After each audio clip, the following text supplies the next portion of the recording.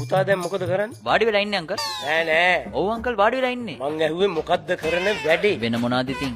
මගේ නයනතාරාගේ කසාද ගැන කතා කරගන්න තමයි ආවේ. මේක මේ පිස්සෙද්ද කොහෙද?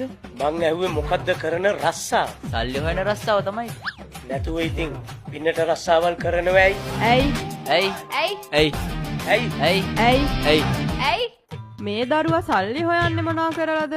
රස්සාවක් කරලා. දෙව්ලොව දෙවියනේ මගේ දිව්‍ය ස්වාමිනේ මේකට මේ මොකද මේ උනේ කොහොමද මේ දවස්වල පුතාගේ වැඩපිළිවෙලින්? උදේට එලාම් එක වදිනවා, ඇහැරෙනවා, මූණකට හොදනවා, නානවා. ඊට පස්සේ බත් ටිකකුත් කාලා බත් එක්කුත් උදාගෙන බැටර යනවා. ඊට පස්සේ වැඩ ඉවරලා හවසට ආයෙ ගෙදර එනවා. පැයක් විතර මල් කඩනවා, ආයෙත් රැට කනවා, ආයෙත් ඉදාගෙන ආයෙත් උදේට ඇහැරෙනවා. ඔව්. ඇති.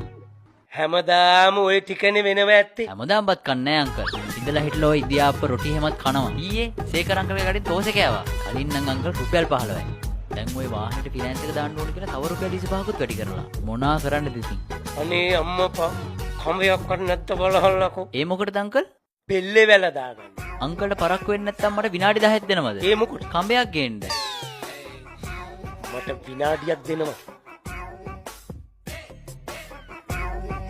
මොනවද ඔය හොයන්නේ?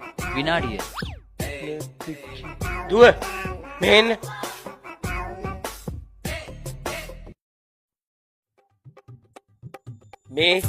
මේක මේ හරියන මගුලක් නෙමෙයි. මං වෙනම නමාලෙක් හොයා ගන්නවා. චී මං හිතුවේ නෑ අංකල් ඔයා ඔය වගේ චරිතයක් කියලා. ඒ මොකද?